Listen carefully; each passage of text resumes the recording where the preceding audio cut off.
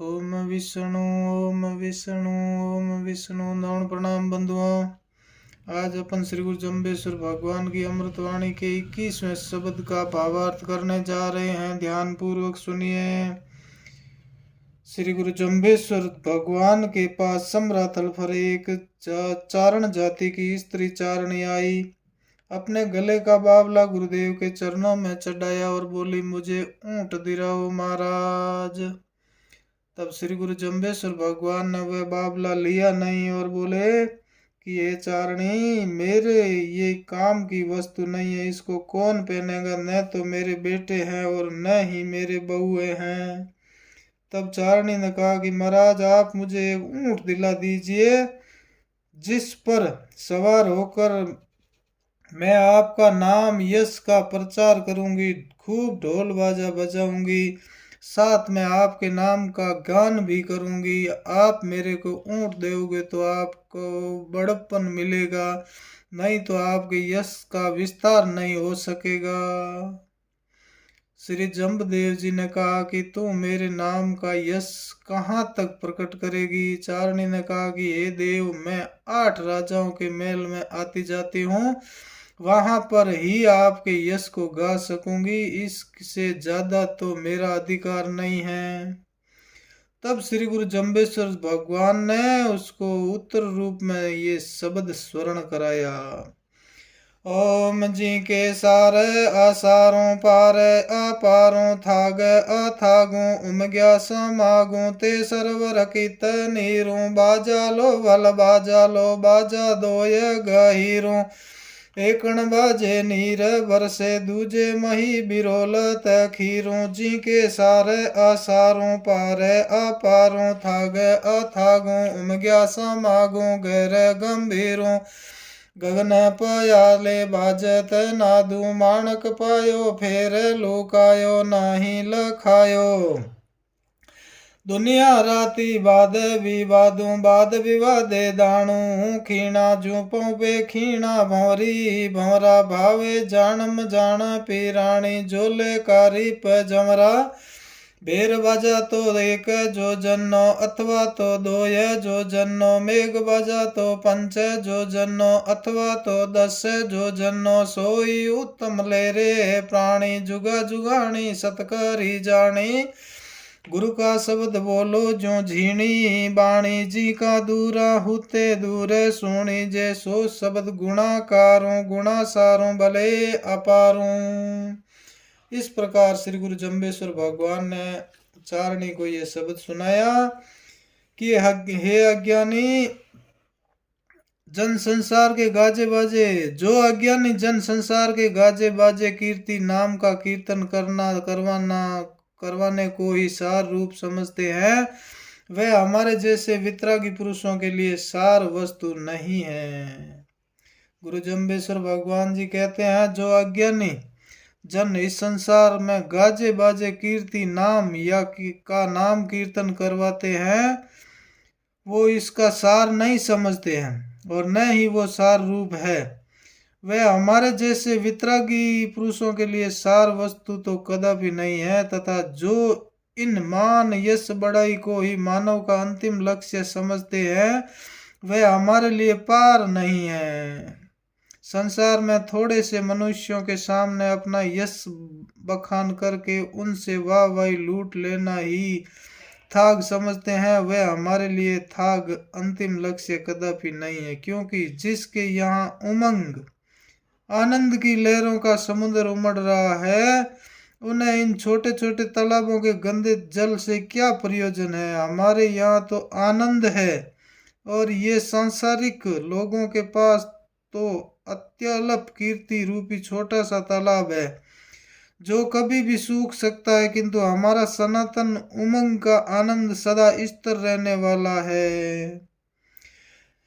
गुरु महाराज आगे कहते हैं, हे चारणी, यदि तेरे को बाजा ही बजाना है तो अब तक इस सृष्टि में 2 ही बाजे प्रसिद्ध हुए हैं। पहला बाजा तो वह बजता है, पहला बाजा जब बजता है तो मेघ उमड़कर अमृत में वर्षा करते हैं। गुरु महाराज कहते हैं, बाजे इस संसार में 2 ही बजे हैं सृष्टि में। पहला बाजा तो जब बजता है तो मेघ उमड़कर अमृत में वर्षा करते हैं, इसे गर्जना कहते हैं। दूसरा बाजा तो जब देवता दानों से मिलकर समुद्र मंथन किया था, उसे गर्जना कहते हैं। तब दूसरा बाजा बजा था जिससे अमृत निकला था। ये दो ही बाजे हैं, तीसरा कोई बाजा नजर आता ही नहीं है। यदि तेरे को बाजा ही लेना है तो उस अमृत में बाजे को ग्रहण कर जिससे देवता अमर हुए थे, तू भी उस अमृत में बाजे से अमर हो जाएगी। वही दो बाजे ही सार रूप है, वही सर्वोपरि है तथा वही बाजे अंतिम थाग है। उस अमृत की प्राप्ति से शरीर से मैं उमंग की लहरें यानी आनंद की प्राप्ति होती है। वही प्राप्ति गंभीरता को प्राप्त करवाती है। उन बाजों की ध्वनि गगन पाताल आदि सभी जगह पहुंची थी। ठीक उसी प्रकार से एकाग्र मन से निरोध अवस्था में साधक भी उसी नाद ध्वनि को गगन मंडल में श्रवण करता है। प्रथम नाद ध्वनि की गर्जन श्रवण पश्चात अमृत वर्षा में स्नान होता है। हे चारणी, तुझे ये मानव शरीर रूपी अमूल्य माणिक मिला है। स्वकीय पूर्व जन्मों के शुभ कर्मों तथा ईश्वर की महती अनुकंपा से प्राप्त हो गया, किंतु ये सदा स्थिर रहने वाला नहीं है, छिप जाने वाला है। समय रहते हुए इसको तू समझ नहीं सकी, यही तूने बहुत बड़ी भूल की है। यह दुनिया तो व्यर्थ के बकवास में रची हुई है, इन्हें हीरे जैसे शरीर का पता ही नहीं है। यह तर्क वितर्क के बकवाद में पड़कर मनुष्य तो क्या अनेकों दानव नष्ट हो गए, इसका इतिहास पुराण साक्षी है। कमल के फूल में भौरा भौरी रात्रि के समय कैद हो गए, जो कहने लगे कि रात्रि व्यतीत हो जाएगी, सूर्योदय हो जाएगा और यह कमल खिल जाएगा, हम उड़कर स्वतंत्र हो जाएंगे। किंतु इस विवाद के बीच में ही उसी तालाब में पानी पीने हाथियों का झुंड आया। क्रीड़ा करते हुए उस कमल को मसल डाला, भौरा भौरी वहीं पर मृत्यु को प्राप्त हो गए। यही दशा जीव की भी होती है। समय से पूर्व ही काल रूपी मृत्यु आ जाती है और उसे शरीर से विलग कर देती है। यह चाहे जान से हो या अनजान में, इस शरीर के शत्रु यमदूत अवश्य ही है जो जीव को निकाल कर ले जाते हैं। बाह्य वाद्यों की ध्वनि तो सीमित है, जैसे भेरी की आवाज 1 योजन तक सुनाई देती है, या यदि ज्यादा जोर से बजी तो 2 योजन तक सुनवाई दे सकती है। दूसरा बाजा जो वर्षा के समय गरजता है वह भी 5 योजन या अधिक तो 10 योजन तक ही सुनाई दे सकता है। किंतु इनसे भिन्न भी एक उत्तम बाजा वह बजता है जिसे हम नाद ध्वनि कहते हैं। वह बाजा ही सदा अमृत तत्व से साक्षात्कार कराने वाला है, जो युगों युगों से बजता आया है और बजता ही रहेगा। ऐसे उत्तम नाद ध्वनि रूप बाजे को श्रवण करो, जिससे शाश्वत शांति प्राप्त हो सके, अमृत प्राप्ति का द्वार खुल सके।